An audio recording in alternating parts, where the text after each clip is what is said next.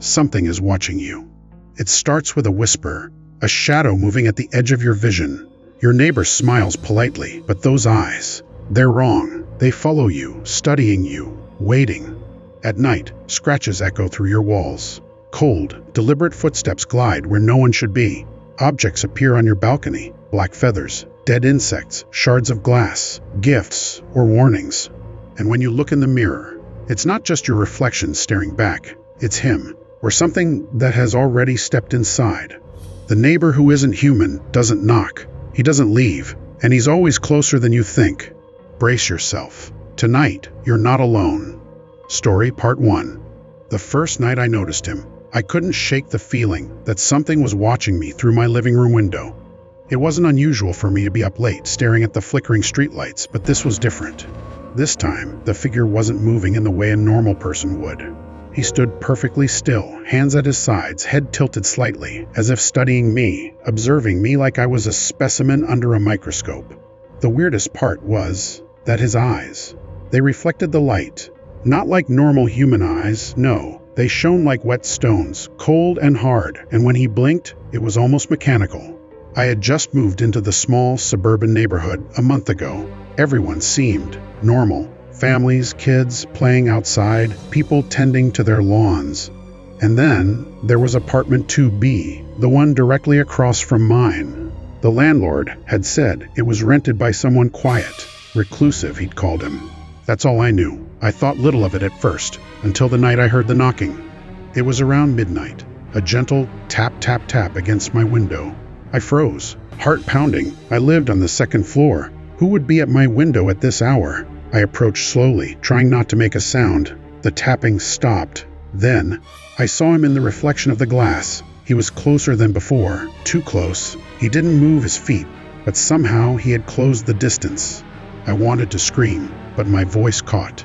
I blinked, and he was gone, just like that. My rational mind told me I must have imagined it. Stress, the late hours, moving into a new place. It had to be nothing. But then, the nightmares started. Each night, I dreamt of him. Not in a normal, abstract dream, but vividly, almost like I was awake. He would be in my room, standing by the corner of my bed, always silent, always staring. Sometimes, his face would change, stretching slightly, unnaturally, the skin pulling back over his sharp, elongated jaw. Other times, his hands seemed too long, the fingers bending at odd angles. And always, those eyes. One night, I woke up drenched in sweat. My window was open. I lived on the second floor. And in the faint moonlight, I could see footprints on the sill. Small, narrow, impossibly neat, like claws pressed into the wood. My blood ran cold. I decided to confront him. The next morning, I knocked on his door. No answer. Again, no lights, no sound. The mail slot had no letters. I asked a neighbor, a woman who had lived here for years, about him. She hesitated, then said, "Oh, apartment 2B? You don't want to know about him. Just keep your distance." That only made me more curious. That night, I watched from my window. Around 11 p.m., I saw him step out onto the balcony. But he didn't walk, he glided. No sound, no movement of legs, just a smooth slide across the concrete. I grabbed my phone to film him, but when I looked back, he was gone. Days turned into weeks. I became obsessed. I started keeping a journal of his movements, the sounds, the strange behavior. I noticed patterns. Every third night, he would disappear entirely from the apartment. No lights, no movement, nothing. And yet, every morning, I would find small tokens on my balcony, a bird feather, a piece of string, a dead insect, like offerings. Then the noises started inside my apartment. At first, subtle, scratches against the walls, faint whispers when the wind blew through the open window. But soon, I heard footsteps, not just outside, but inside, slow, deliberate. My rational mind told me I was losing it. I checked every lock, every door. Nothing was tampered with.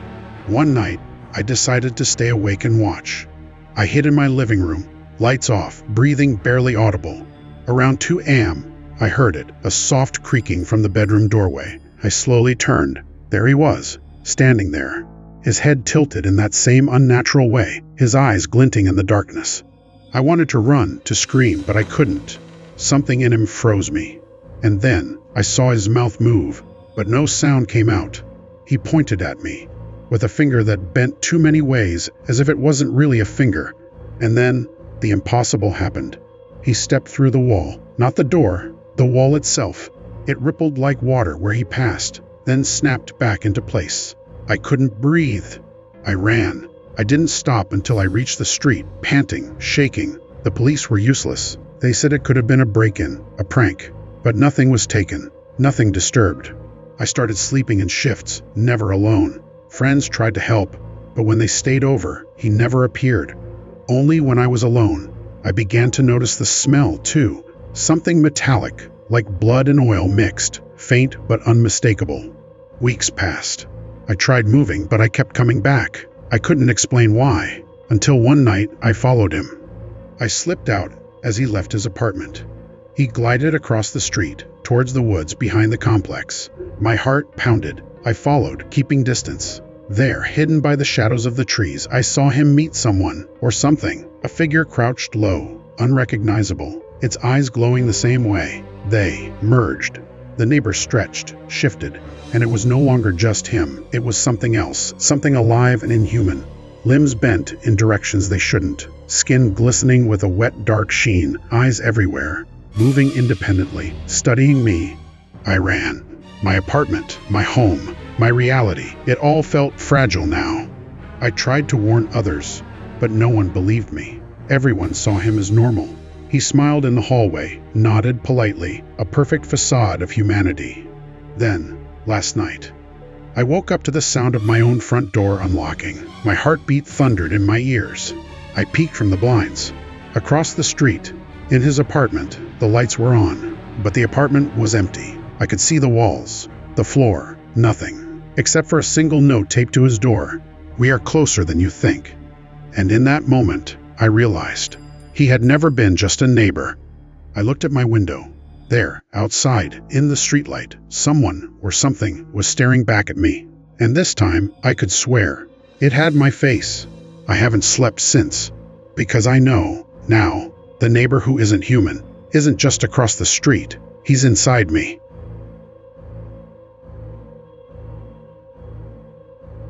Story, Part 2. I always thought moving into a quiet neighborhood would bring peace, but peace is the last thing I found. It started with the mail. Simple, ordinary things. Letters, bills, packages. Except one day, I received a small, unmarked envelope with no return address. Inside was a single photograph of my apartment building. From the perspective of my own window, I didn't recognize who could have taken it. I shrugged it off, thinking it was probably a mistake or some prank. Then, I noticed him. He moved into the apartment next door, Unit 3C. From the very first day, something about him felt off. He never made noise, never greeted anyone, never left trash outside, but he was always watching. Not with a normal glance, but with an intensity that made your skin crawl. I could see him staring from my balcony, even when I thought the blinds were fully closed. The first real incident happened a week later. I woke up to the sound of someone whispering my name, soft, almost a sigh. I thought it was a dream. Then I heard footsteps in my hallway, slow, deliberate. I grabbed a bat and flung the door open, but no one was there, only the shadows. The next night, I heard scratching on the walls, long, jagged lines as if someone or something was dragging its nails across the drywall. I called the landlord. "Probably rats," he said. I knew better. The sound was too calculated, too rhythmic, too deliberate to be anything natural. Then I noticed the smells. Subtle at first, a metallic tang, like blood mixed with something chemical, something I couldn't identify.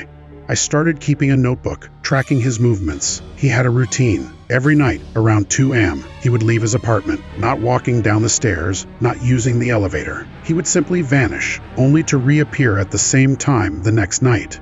I began to see things during the day. Shadows that moved when there was no light. Reflections in mirrors that didn't match reality. Once, I looked in the elevator mirror and saw his reflection standing behind me. But when I spun around, the elevator was empty. It all came to a head one night when I decided to follow him. I waited until he left his apartment. I trailed him through the empty streets, careful to stay hidden. He moved silently, perfectly smooth, like someone gliding on ice. I followed him into the abandoned lot behind the building, where the grass grew high and the streetlights didn't reach. There, in the darkness, he stopped. I froze. And then I saw it. The ground around him seemed to ripple. A black, oily substance rose slowly, like liquid shadow forming shapes. Limbs bent in impossible ways. Faces appeared in the darkness, screaming silently. I realized he wasn't walking, he was calling them. Or controlling them. Something not human at all, commanding creatures that shouldn't exist. I ran. I didn't stop until I was back in my apartment, locking every door, boarding windows, terrified to breathe. I tried to leave the city, but no matter where I went, I kept seeing him. In reflections, in shadows, even in crowds. Always watching, always there. And then, last night, it got personal. I woke to a sound at my window. I live on the 5th floor. Someone, or something, was tapping on the glass. I approached slowly, my chest tight, and there he was, right outside, staring up at me. But it wasn't just him anymore. His form had changed, limbs elongated, skin pale and slick, eyes glinting like obsidian, and in his hands, he held a small mirror. He raised it toward me. I looked. It wasn't my reflection. It was my face, smiling, twisted, alive, and separate from me. And then I understood. He wasn't just my neighbor. He was the thing that had been watching me, shaping me, waiting to replace me. And tonight, he wanted me to see that I wasn't entirely myself anymore. I can't sleep. I don't know if I'm awake or dreaming. I only know that when I close my eyes, I see him. And when I look in the mirror, I wonder, is that really me? Because the neighbor, who isn't human, has already come inside.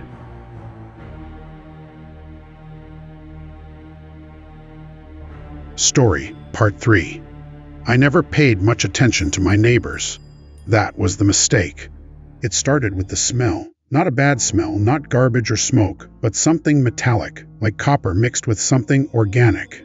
It was faint, barely noticeable, and only in the hall outside my apartment. I thought I was imagining it, until I noticed him. He moved in quietly, in the apartment next door. 4A, tall, thin, always dressed in dark clothes. He never smiled, never spoke, and yet, he seemed to know when I was looking. No matter where I was in my apartment, I could feel his eyes on me. The first night, it got really strange. I woke up to scratching sounds coming from my walls. At first, I thought it was rats or insects, but the scratches were deliberate, almost patterned. I got out of bed and listened. The sound stopped when I got near the wall. Too coincidental, I shivered, chalking it up to nerves. Then I started seeing him at odd times. Outside my window, on the fire escape, standing perfectly still, no expression. His head tilted slightly, like he was examining me. The more I looked, the more I noticed details that weren't right. His fingers, long, too thin, bending at strange angles. His movements, unnatural, fluid, yet rigid at the same time. I told a friend, but he laughed. "You're just spooked, move on." But I couldn't. Something about him gnawed at my mind. One night, I heard whispers, not through my door, not through the walls, inside my apartment. Low, unintelligible murmurs that made my blood run cold. I thought I was hallucinating until I saw movement in the corner of my eye. A shadow, darker than darkness, curling toward me. I turned, and he was there, standing silently, inches from my bedroom door, eyes glinting in the dim light. I froze. And then he vanished, just like that. I began keeping a record. Every night, same patterns, same disappearance, same sounds, same smells. And then the gifts started. Small things left on my balcony. A dead moth, a black feather, a shard of glass. Each item felt deliberate, almost ritualistic. One night, I followed him. He didn't walk down the hallway. He slid along the walls, completely silent. Out of the building, he glided toward the park behind the apartments. And there, in the darkness, I saw it. Something moving with him. A second form. A silhouette, human-like, but wrong. Limbs bent impossibly, head cocked at unnatural angles. I wanted to run, but my feet wouldn't move. It stopped when he raised a hand. The shadow froze. Then I realized it wasn't just him. He could control it, command it. And then they turned toward me. Not walking, not running, sliding, gliding, flowing toward my position. I barely got back to my apartment alive. Doors locked, Windows shuddered, heart hammering. But I realized the truth. He wasn't just my neighbor, he was a predator. And I wasn't the only one. Last night, I looked out the window and saw him on the fire escape. Only he wasn't alone. There were dozens of shadows gliding behind him, all mimicking his movements perfectly. Then one of them looked directly at me, and I knew I wasn't watching from a safe distance anymore. I was being hunted. And I understood, finally, the most terrifying part. The neighbor who isn't human doesn't just live next door. He's everywhere, watching, waiting, and eventually, he always comes inside. The end.